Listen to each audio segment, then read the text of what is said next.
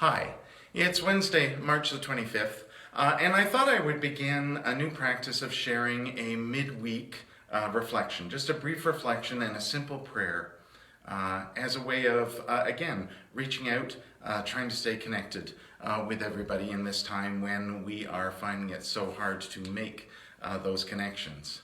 So if you feel like commenting or you want to send a text message or an email or even just give us a call, feel free. The reason I wanted to do this was because we actually already do have a midweek practice in Lent. Both our churches, Wednesday in Pinoca and Thursday in Bashaw, we've had a study group during Lent that's looked at, it might be a Bible study, it might be a theme that's appropriate for Lent, but just as a practice like Lenten practices that help us get through the season in a way that brings us to Easter with a new sense of understanding about ourselves, about our relationship with God. And we're obviously not doing that now. But this year, we had decided to use a study that looks at Lenten practice, the things that we do during Lent. Sometimes we take things on, sometimes we might give things up, sometimes we might just look at a thing that we do as a way of exploring our relationship with God, where we are in our life, what our connection to the world around us is. And I am not making this up. The very first one of these, several weeks ago, the very first time we met, the story was, of course, the story of Jesus going into the wilderness.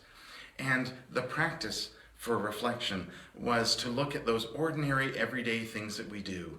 And instead of just seeing them as something we go through just to get through because we do them, maybe take it as a point of reflection. And one of those was washing your hands. Instead of just looking at it as even just looking at it as how important it is for hygiene, because it is, also take it as a moment to reflect maybe on the life-giving properties of water. The fact that that water is coming out of a tap, because not everybody gets that it's clean. That it's the source of life. It's refreshing. It's clear. It's however you want to look at it, but to find a way to explore our relationship with creation and with God. And I think that's an excellent idea. I think that's the point of practice, right? It's like liturgy on a Sunday morning or whenever you gather as a community of faith, the rituals and ceremonies that we do. If they don't have meaning at their heart, why are we doing them? Are we doing them just because, well, we always have? And if we are, maybe we should have a second thought about that. And that's another thing about this time in our lives, is that we are being forced to look at some of those practices differently. Even our daily practices, the way we gather, the way we communicate with each other, the way that we have created community, either gathering as a group for worship, but also gathering as just a group in the community, whether it's for arts, whether it's for sports, whether it's for entertainment, whatever it is, to look at those practices again and maybe reflect on what their real meaning is.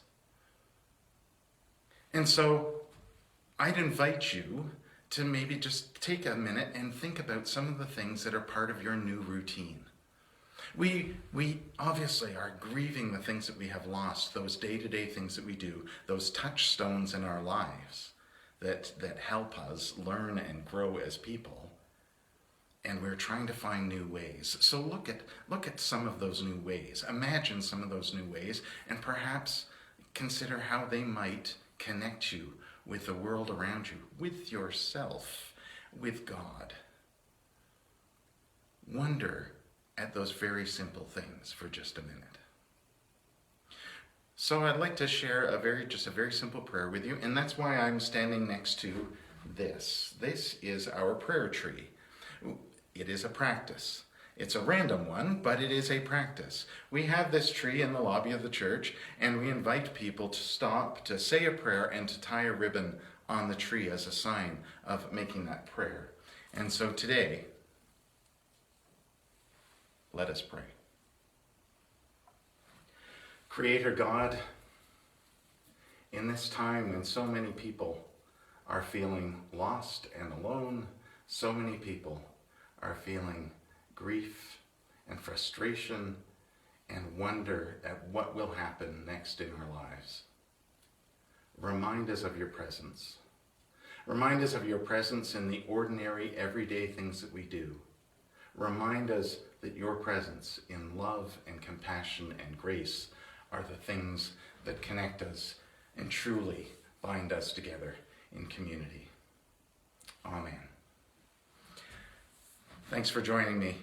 And again, if you feel like leaving a comment or sending us a message, please do. We'd love to hear from you. Be well.